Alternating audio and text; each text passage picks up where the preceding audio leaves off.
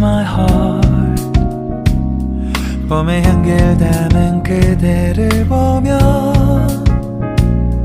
그냥 웃음만 짓게 됐던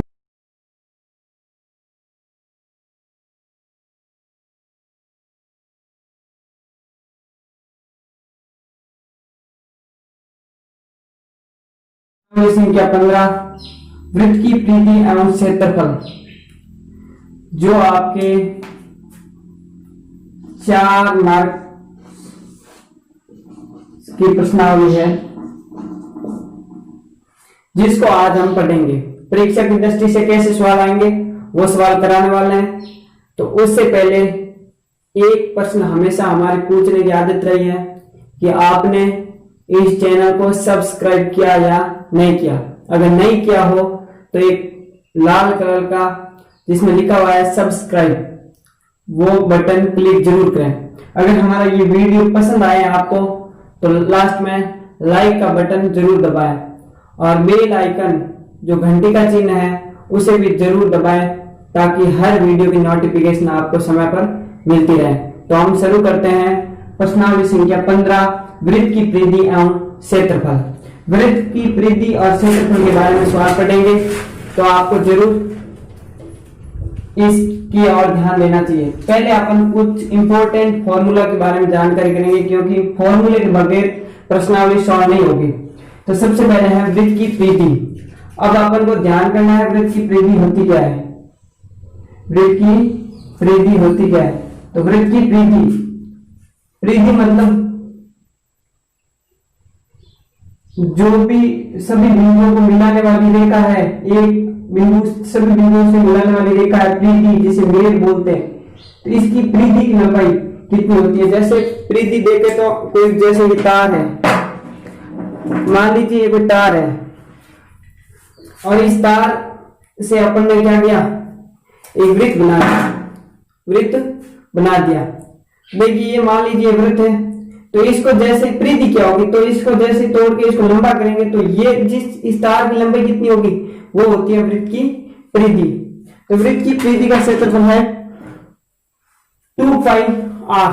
2 पाई are, पाई का मान होता है 22/7, आर होती है रेडियस जिसे बोलते हैं त्रिज्या या पाई डी। डी का मतलब होता है व्यास, त्रिज्या की दुगुनी व्यास। ये 2r की जगह डी आ गया, समझ में आ गया। तो वृत्त का क्षेत्रफल है पाई आर स्क्वायर। सर्कल का क्षेत्रफल का सूत्र होता है पाई आर स्क्वायर। दो सेकेंडरी वृत्तों द्वारा परिबद्ध क्षेत्रफल, दो सेकेंडरी वृत्त है ये एक ही केंद्र से बने दो वृत्त तो इससे परिबद्ध क्षेत्रफल ये कहलाता है। तो इसका क्षेत्रफल क्या होगा। तो इसका क्षेत्रफल होता है pi are square, pi constant r1 का स्क्वायर माइनस r2 का स्क्वायर, जबकि r1 है तो r2 से बड़ा होना चाहिए। r1 ये है r1 और ये है r2। कहने का मतलब है बड़े वृत्त के क्षेत्रफल में से छोटे वृत्त का क्षेत्रफल घटाएंगे तो ये फॉर्मूला ऑटोमेटिक आ जाएगा।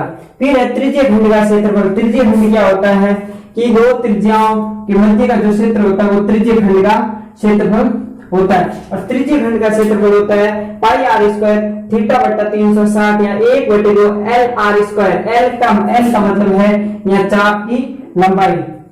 त्रिज्य खंड के चाप की लंबाई है pi are 2 pi are theta बटा 360 और वृत्त खंड का क्षेत्रफल है पाई आर स्क्वायर थीटा बटा 360 minus 1/2 r square sine theta. अब आपके दिमाग में होगा वृत्त खंड क्या होता है।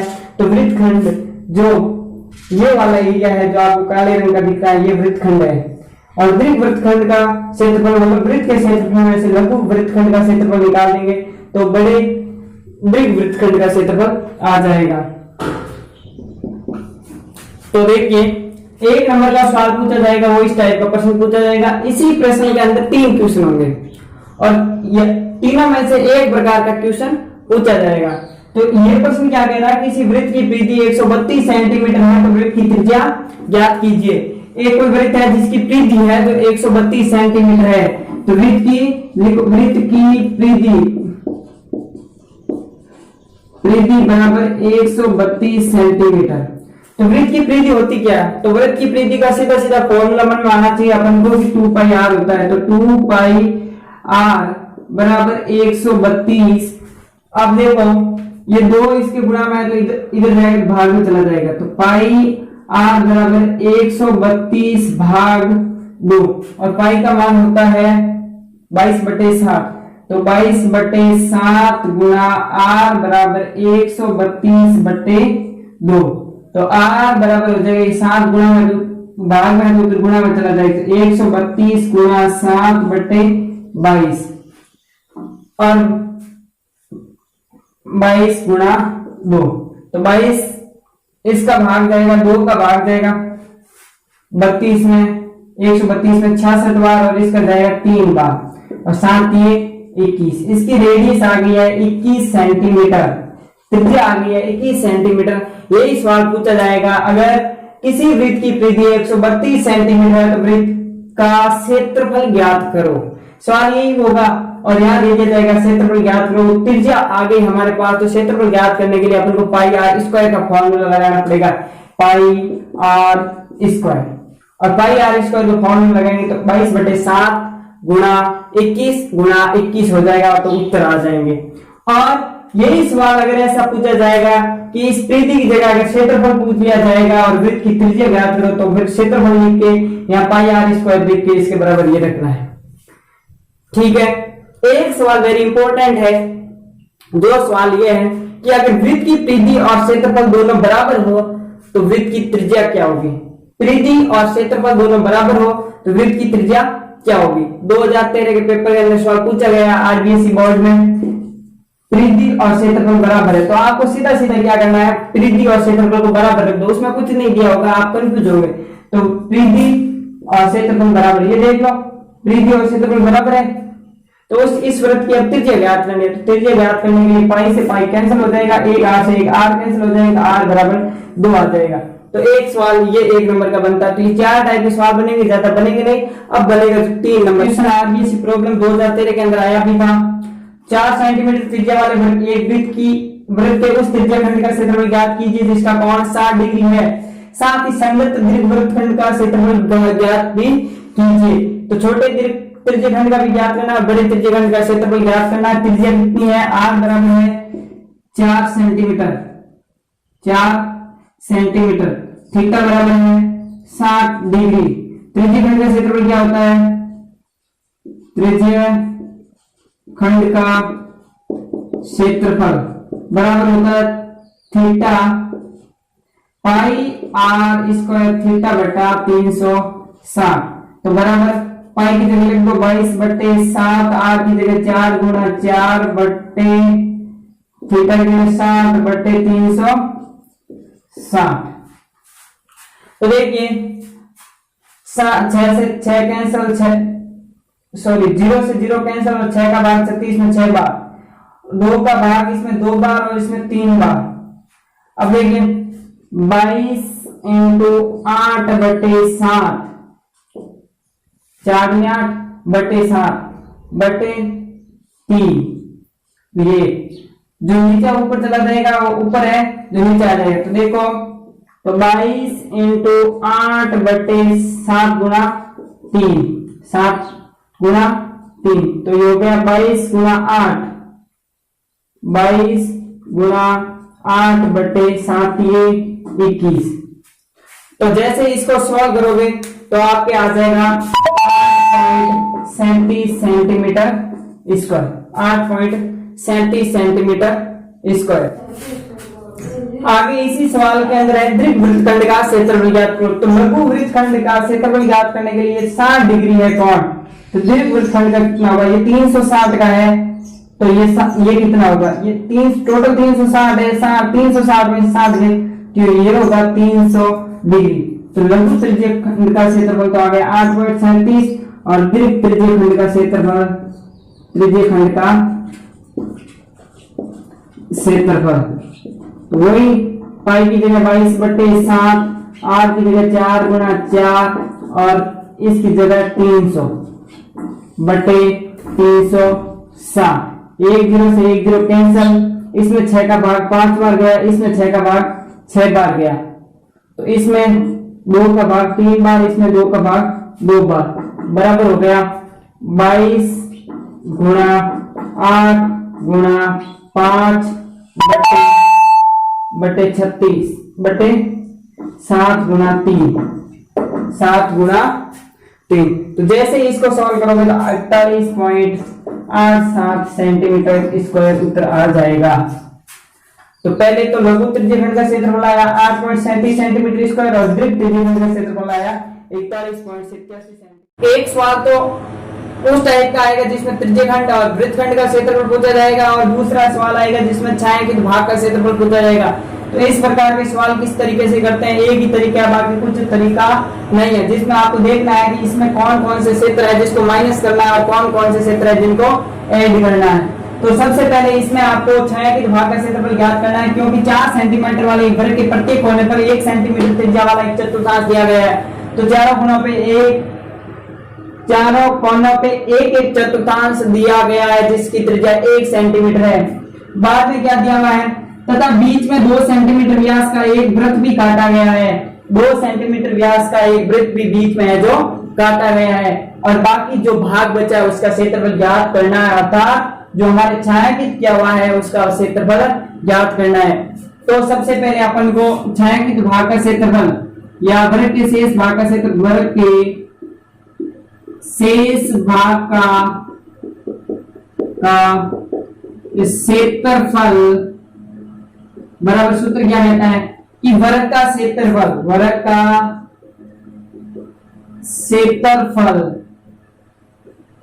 माइनस वृत्त के क्षेत्रफल में से माइनस 4 चतुर्थांश का क्षेत्रफल, 4 चतुर्थांश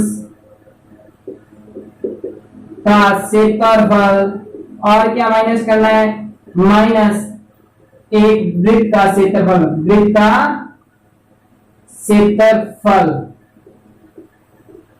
चलो, वृत्त का क्षेत्रफल होता है भुजा गुणा भुजा माइनस 4 चतुर्थांश, 4 चतुर्थांश 4 है तो 4 से गुणा करो 1/4 पाई आर स्क्वायर माइनस वृत्त का क्षेत्रफल पाई आर स्क्वायर। कुछ नहीं करना, ये ऐसे करना काम, आपको भुजा कितनी है 4 सेंटीमीटर, तो 4 गुणा 4 माइनस 4 गुणा 1/4, त्रिज्या कितनी है 22/7 गुणा 1 गुणा 1 माइनस 22/7, इसका व्यास 2 सेंटीमीटर, त्रिज्या कितनी होगी 1 सेंटीमीटर, 1 गुणा 1। ये तो हो गया, 4 से 4 कैंसिल हो गया, तो ये हो गया 4 गुणा 4 16 माइनस 22/7 माइनस 22/7। और जैसे इसको भिन्न लघुत्तम, भिन्न में लघुत्तम लेके आप जैसे इस भिन्न को सरल करोगे, जोड़ भाग गुणा भाग तो आपको आना चाहिए, तो इसका उत्तर आ जाएगा 68/7 एंसर। सीधा सीधा शॉर्ट ट्रिक, इससे कोई शॉर्ट ट्रिक हो नहीं सकता। ये 2 टाइप के। इसके बाद में ये एक सवाल और इंपॉर्टेंट है। ये सवाल क्या कहता है कि बराबर त्रिज्या वाले 3.5 सेंटीमीटर वाले 3 वृत्त इस प्रकार खींचे गए कि इनमें प्रत्येक अन्य 2 वृत्तों को स्पर्श करता है, तो इन वृत्तों से परिबद्ध क्षेत्र का क्षेत्रफल ज्ञात कीजिए। 3 प्रत्येक एक दूसरे को क्या करते हैं स्पर्श,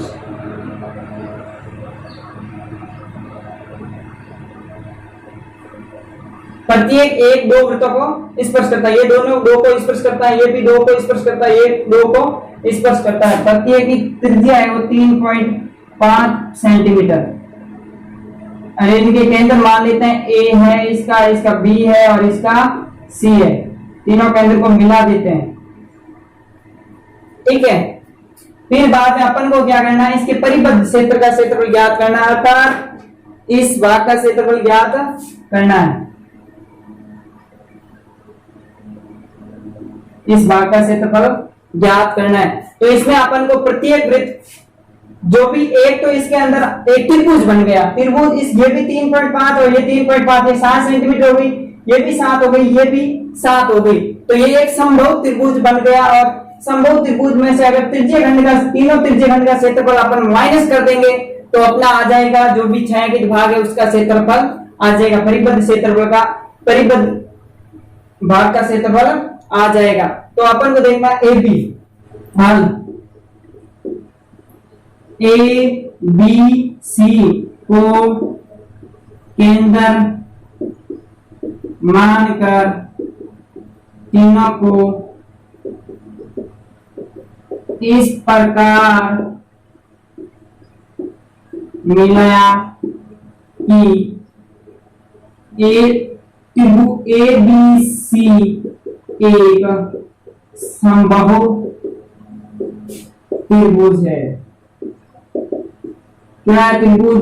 क्योंकि ए बी बराबर 3.5 प्लस 3.5 बराबर 7 सेंटीमीटर, बीसी बराबर 3.5 प्लस 3.5 बराबर 7 सेंटीमीटर और एसी बराबर 3.5 प्लस 3.5 बराबर 7 सेंटीमीटर। देख लीजिए ये ए बी 3.5 इसकी त्रिज्या, 3.5 इसकी त्रिज्या, 3.5 इसकी, ये मतलब तीनों भुजा है, कुल मिला के 3.7 सेंटीमीटर। तो अब है जो अपन को क्या करना है, इस परिबद्ध भाग का क्षेत्रफल ज्ञात करना। तो परिबद्ध भाग का क्षेत्रफल बराबर क्या होगा, समबाहु त्रिभुज का क्षेत्रफल माइनस तीनों तृतीय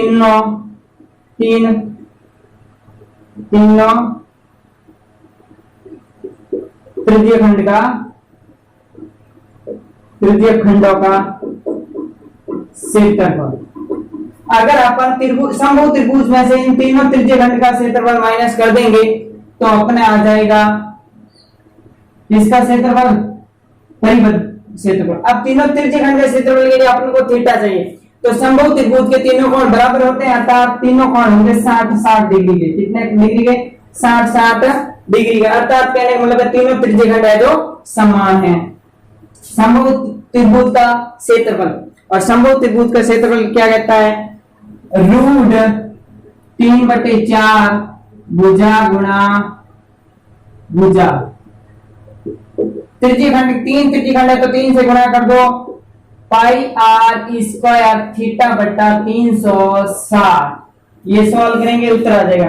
तो रूट 3/4 भुजा कितनी है, भुजा है 7 गुणा 7 माइनस 3 गुणा पाई यानी 22/7 गुणा पाई का मान कितना होता है 22/7, आर स्क्वायर की जगह 3.5 गुणा 3.5 गुणा थीटा की जगह 60/360। ये 60 का भाग 3 6 बार जाएगा। और अब रूट 3 का मान होता है 1.732 1.732/4 7 माइनस ये हो जाएंगे आपके 22 3.5 और 3.3 गुणा 22 गुणा 3.5 गुणा 3.5 गुणा 7 गुणा 6। और जैसे ही इसको आप सॉल्व करोगे, तो 1.9 सेंटीमीटर स्क्वायर आंसर आ जाएगा। क्योंकि सॉल्व करना आपको आना चाहिए। जब तक आप ये जोड़ बाकी गुणा भाग नहीं करोगे तो आपकी मैथमेटिक्स तैयारी 0 के बराबर है। तो आपको ये सवाल करने के लिए आपको सिर्फ इतना ध्यान रखना है कि मेरे को किस क्षेत्र में से किस क्षेत्र को माइनस करना है। धन्यवाद। अगर ये वीडियो आपको अच्छा लगा हो तो लाइक का बटन जरूर दबाएगा, कमेंट भी कीजिएगा। अगर अच्छा नहीं लगा है तो भी कमेंट जरूर कीजिएगा, सर यहाँ प्रॉब्लम है। और एक बात भूलिएगा मत, जो मैंने पहले भी आपको कहा था कि इस चैनल को सब्सक्राइब जरूर कीजिए और बेल आइकन जो घंटे का चिन्ह है वो जरूर दबाएं, ताकि हर वीडियो आप तक पहुंचने से पहले आपको पता चल सके। धन्यवाद।